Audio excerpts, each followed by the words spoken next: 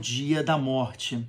Nos últimos 2 vídeos a gente já deu uma introdução e deu os primeiros 30 dias antes da morte. Agora a gente vai tocar adiante. No dia da morte, o que acontece? A pessoa, ela sente uma força muito grande. Durante aqueles 30 primeiros dias antes do falecimento, ela sente uma necessidade anormal, subconsciente, de resolver assuntos inacabados. Isso eu não falei na última aula.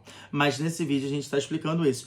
E agora chegou no último dia. Já resolveu o que tinha que resolver. Já foi. A pessoa está em paz. Ela está mais tranquila. É interessante como é que funciona essa elaboração. Mesmo que a pessoa não esteja espiritualizada, ela sente uma necessidade subconsciente de fazer isso. Isso, inclusive, aconteceu com meu pai. Enfim.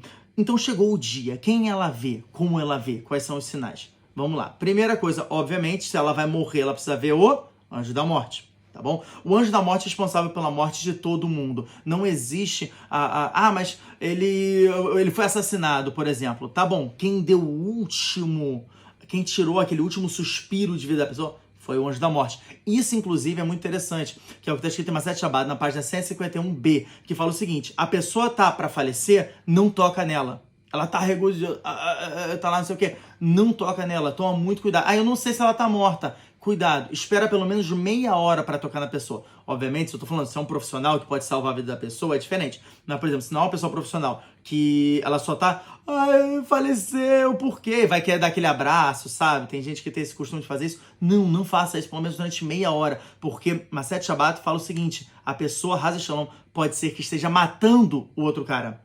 Porque o cara, o dentro Gosses, ele tá, regozijando, ele tá quase para falecer, mas ele ainda não faleceu, a alma ainda não saiu. Então, a partir do momento que a pessoa ela vai e toca, ela pode tá dando aquela balinha que falta para completar o troco e o anjo da morte conseguir realmente botar o final do veneno na boca da pessoa e a pessoa vir a falecer. A gente já falou isso em outras aulas, inclusive eu falei no podcast sobre Parashat Vayera, quem quiser saber com mais abertura, como é que o Malach HaMavet ele atua, como é que o anjo da morte ele faz. Ele, primeiro, é um ser horrendo, né, de propósito.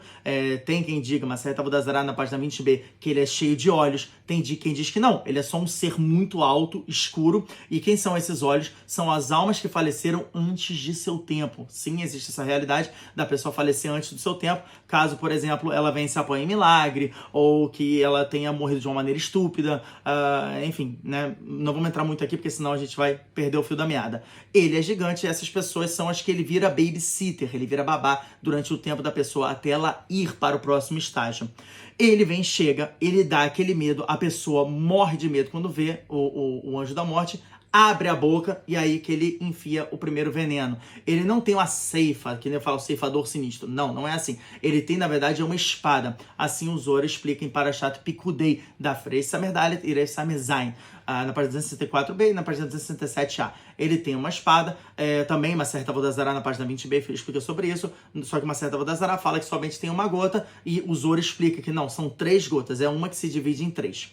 Ele faz isso para ainda dar uma oportunidade da pessoa fazer de chuva no último segundo. Porém, não se esqueçam que quem é o Samer Mem, quem é o Malach HaMavet, quem é o anjo da morte? O anjo da morte é o mesmo que é o Yetzer Hara, é o mesmo que é o Satan, que é o acusador. Por quê? Isso está escrito em Masechet Bava Batra, Daf Tet Amud Aleph, na página 16a. O Yetzer Hara, a Satan, ou a Malach HaMavet, ele tem 3 funções. O nome dele é Samer Mem, como a gente já falou isso. Então, a primeira função é ser o sedutor. A segunda é acusar. E a terceira é quando a acusação conseguir concretizar, ele vem e mata a pessoa. Beleza? Esse é o objetivo dele. Ele chega, então, joga a gota, a primeira gota, a pessoa começa a regozijar.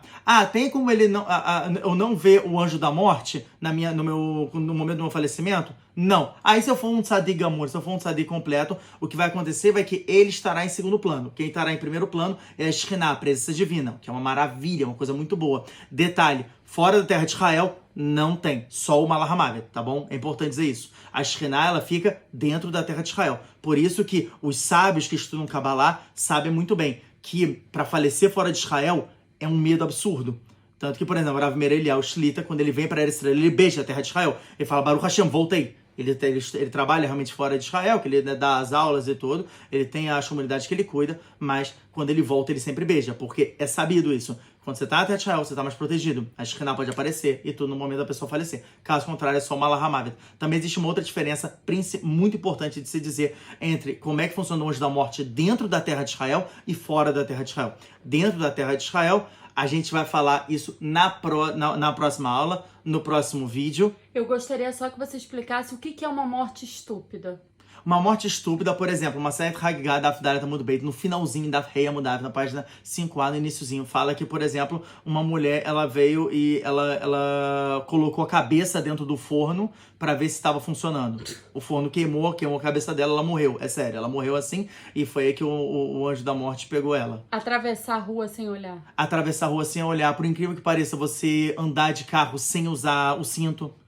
É uma coisa bem básica, é lógico, você tem que botar o cinto tá lá pra isso. A pessoa que não coloca o cinto, ela tá apoiando-se no milagre. Por que você tá se apoiando no milagre assim? Quem disse que a pessoa tem mérito pra isso? Se ela não tem mérito, vai embora. Pular de bungee jump é problemático, asa delta é problemático, mas, por exemplo, andar de montanha-russa não. Andar de montanha-russa não, porque é sabido que é uma coisa mais segura, os casos que tem de morte são muito poucos e tudo. Por isso que eu parei um pouco no bungee jump e no paraquedas, porque você tem que ver também qual é a questão da probabilidade.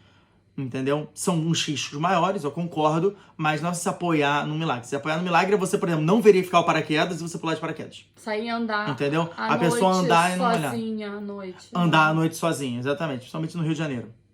Tá bom? Próxima aula vai ser sobre? Próxima aula vai ser continuação do momento da morte, né? Como é que funciona toda essa relação com os parentes que vão vir, o que vai acontecer.